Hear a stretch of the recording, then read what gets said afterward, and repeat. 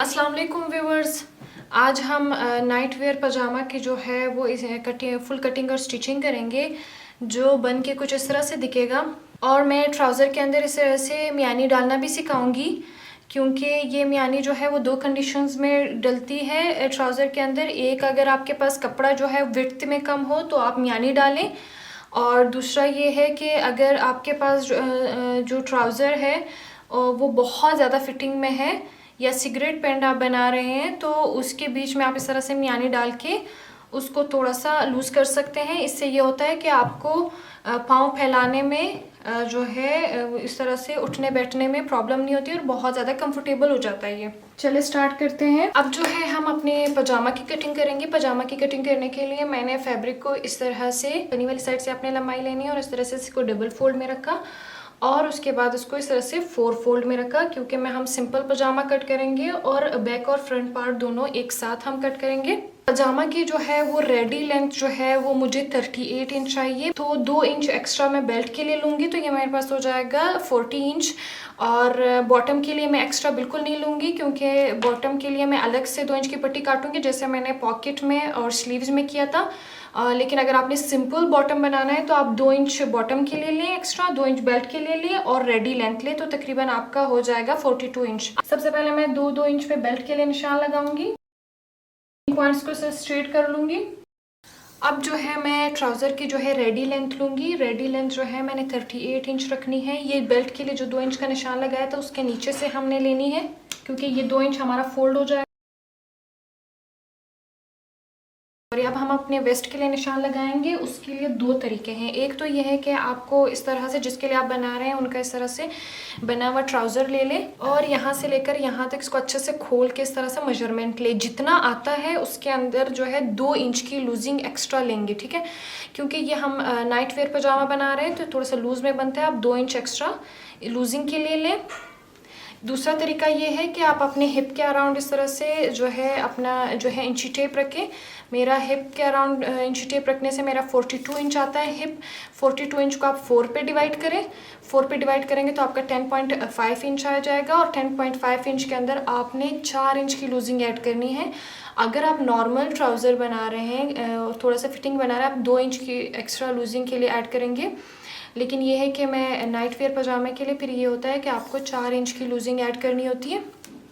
अब जो है मेरे पास ये है कि मेरा जो है वेस्ट जो है तकरीबन 14 इंच आ रहा है, लेकिन ये एग्जैक्ट 14 इंच है। हमारे पास कपड़ा कम है मेरे पास, क्योंकि मुझे 2 इंच जो है वो क्रॉच के लिए भी चाहिए होगा, तो तकरीबन मुझे 16 इंच का चाहिए, लेकिन 2 इंच ये कपड़ा कम है।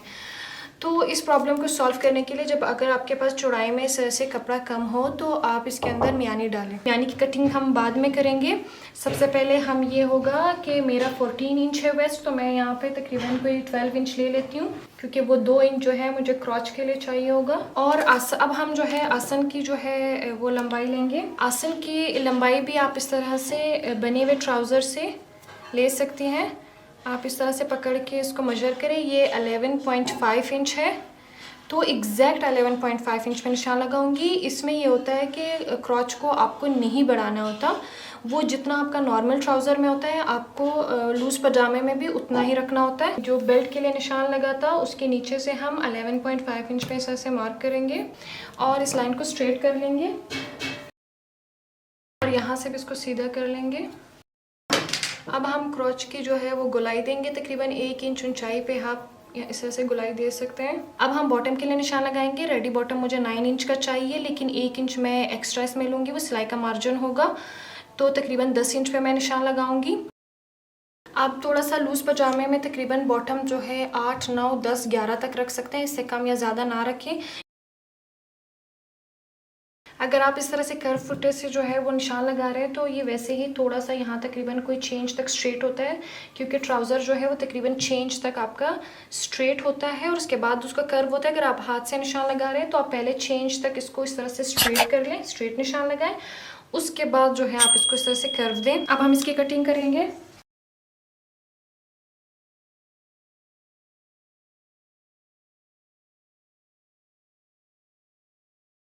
अब यहाँ हम सबसे पहले जो है जहाँ जहाँ से फोल्ड हुआ है वहाँ पे हम थोड़े छोटे छोटे से नॉचेस लगा लेंगे, ताकि वो नीचे वाली लेयर्स पे भी इसके निशान आ जाए। अब ये होगा कि हमारा ट्राउज़र जो है बाज़ औक़ात पीछे की तरफ खिंचता है, तो उस प्रॉब्लम को सॉल्व करने के लिए हम अपने ट्राउज़र की जो फ्रंट की 2 लेयर्स होंगी उसमें आसन को भी थोड़ा सा ज़्यादा कट करेंगे और ऊपर से बेल्ट को भी थोड़ा सा आधे इंच का स्लोप देंगे। तो उसमें यह है कि हमारी तो यहाँ पे दोनों साइड्स बंद हैं ट्राउज़र की, लाइक इस तरह से है। ऊपर वाली जो 2 तहें हैं उसमें जो है हम आसन को थोड़ा सा ज़्यादा कट करेंगे। अगर हमारी ये साइड से खुला होता तो हम बीच वाली जो 2 तहें हैं वो थोड़ा ज़्यादा कट करते आसन को। तो यहाँ पे इन 2 तहों में हम तकरीबन कोई आधे इंच का जो है वो आसन ज़्यादा कट करेंगे और यहाँ ऊपर से भी हम इसको स्लोप देंगे। अब हम इसकी कटिंग करेंगे।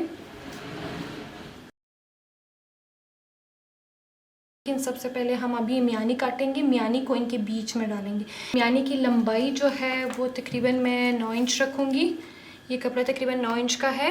म्यानी की लंबाई आप 8-9 तक रख सकते हैं, 8 से कम बिल्कुल भी नहीं रखनी। और चौड़ाई जो है म्यानी की मैं तकरीबन 7 इंच रखूँगी, ठीक है। लेकिन ये है कि यहाँ पे चौड़ाई मैं बहुत ज़्यादा रख रही हूँ क्योंकि मुझे तो बहुत ज़्यादा पजामे में कपड़ा कम था और थोड़ा सा लूज़ में बनाना है पजामा। लेकिन अगर आप ये वाली म्यानी जो है सिगरेट पैंट के लिए या कोई फिटिंग वाली पैंट के लिए बना रहे हैं तो आप इसकी चौड़ाई तकरीबन सिर्फ 4 इंच रखें और लंबाई इसकी 8 या 9 इंच रखें, ठीक है। 4 इंच से आप चौड़ाई ज़्यादा ना रखें और 8 या 9 इंच इसकी लंबाई रखें। लंबाई में आप 8 इंच से कम ना रखें।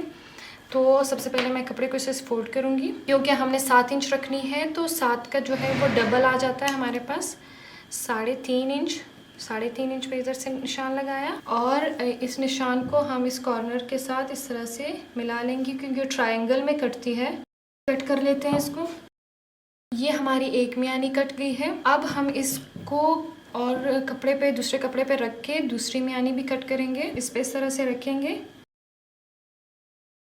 ये हमारी 2 म्यानियाँ कट गई हैं और एक म्यानी को हम इस तरह से लेके इनके बीच में इस तरह से स्टिच करेंगे। एक साइड को इसके साथ इस तरह से लगा लेंगे, दूसरी साइड को इसके दूसरी लेयर के साथ इस तरह से सिलाई लगा लेंगे। दूसरी म्यानी को हम ये आसन के जो 2 पार्ट है जो हमारे बैक पे आने हैं और ये थोड़े से बड़े पार्ट हैं इनके बीच में हम इन 2 किनारों को इस तरह से मिला लेंगे और दूसरी साइड को भी इस तरह से मिलाते हुए इसको सिलाई लगा लेंगे। सबसे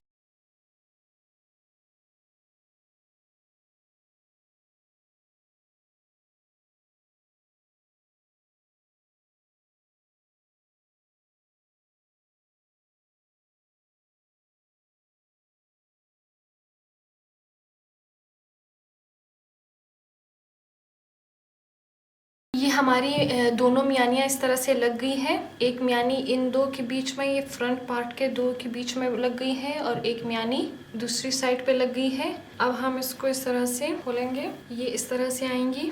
ये 2 जो हमने थोड़ा ज़्यादा काटा था आसन, वो दोनों पार्ट को हम इस तरह से आगे रखेंगे, हमारे फ्रंट पे आएंगे और थोड़ा सा जो बड़ा आसन था वो हमारा इस तरह से बैक पे आएगा। अब बॉटम के लिए हम पट्टी बनाएंगे। उसके लिए जो है पट्टी को लंबाई में हम जितना हमारा बॉटम है उतना लेंगे, ठीक है। और चौड़ाई में पट्टी को तकरीबन मैंने ये 3.5 इंच लिया है। आपके पास आपकी जितनी मर्जी हो आप उतनी चौड़ाई में ले सकते हैं और उसको मैंने इस तरह से डबल फोल्ड में रख दिया है। और इसकी जो बंद साइड है वहाँ से मैं ये वाली पाइपिंग जो है उसको बंद साइड पे इस तरह से सिलाई लगा लूँगी।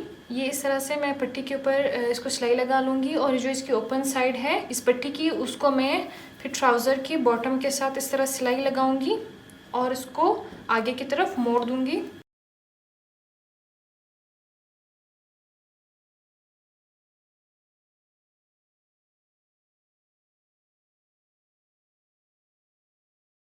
ये हमारे ट्राउज़र का बॉटम है। अब हम जो है पट्टी को ट्राउज़र के बॉटम के साथ स्टिच करेंगे।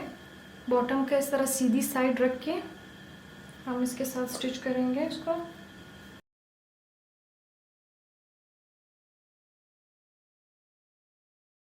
अब इस पट्टी को इस तरह से फ्रंट की तरफ मोड़ के इसको सिलाई लगाएंगे और ये जो पहले हमने सिलाई लगाई हुई है पाइपिंग की, बिल्कुल इस सिलाई के ऊपर सिलाई लगाएंगे।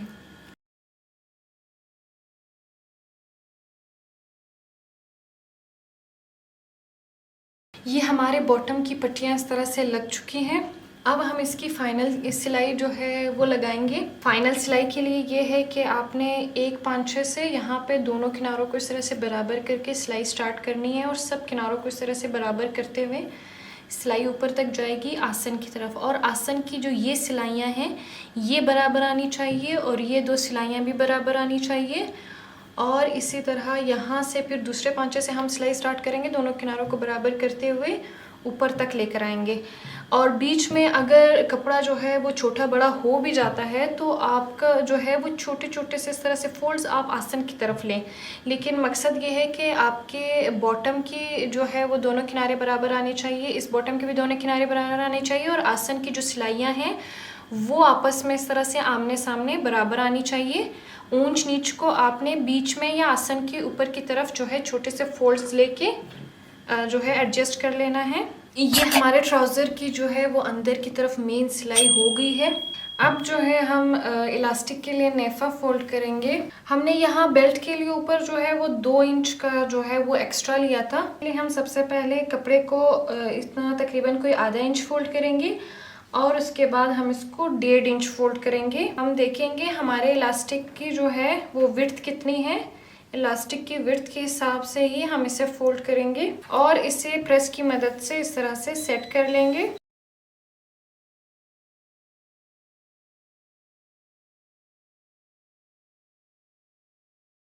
ये इस तरह से प्रेस की मदद से हम इस तरह से सेट कर लिया। अब हम सिर्फ ये फ्रंट से थोड़ा सा 2 इंच का खुला छोड़ के पूरे राउंड में जो है वो सिलाई लगा लेंगे।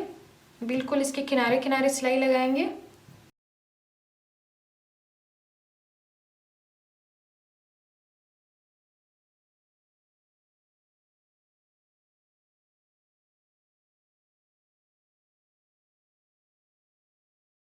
ये हमारे नेफे की इस तरह से पूरे राउंड जो है वो सिलाई हो गई है। यहाँ मैंने तकरीबन कोई 2 इंच जो है ओपन छोड़ा है इलास्टिक डालने के लिए। अब हम इलास्टिक की कटिंग करेंगे। इलास्टिक की मेजरमेंट के लिए आप अपने कमर के राउंड जहाँ पे आपके ट्राउज़र का इलास्टिक बनता है वहाँ पे आप इस तरह राउंड में पकड़ लें इंची टेप। तो मेरा जो है वो 28 इंच आ रही थी कमर, तो मैं उसके अंदर से जो है वो 3 माइनस करूँगी तो 25 इंच का जो है वो इलास्टिक काटूँगी। और आपकी जितनी भी कमर आती है उसमें से आपने 3 माइनस करना है और जो बाकी बच जाता है उतना इलास्टिक काटना है। अब एक पिन की मदद से इलास्टिक को नेफे के अंदर डालूंगी।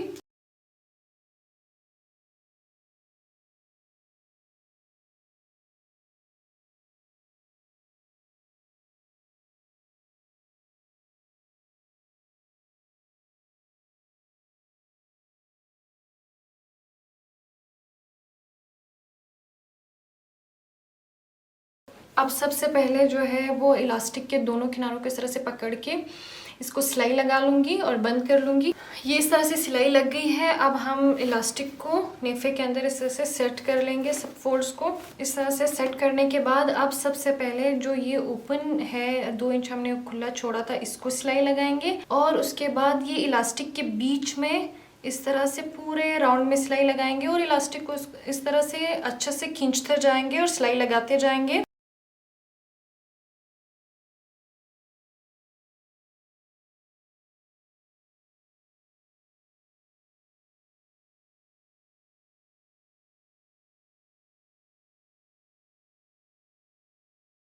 ये हमारा पजामा जो है वो बन गया है। ये इसकी फाइनल लुक है। इसकी मियानी जो है वो इस तरह से लगी है।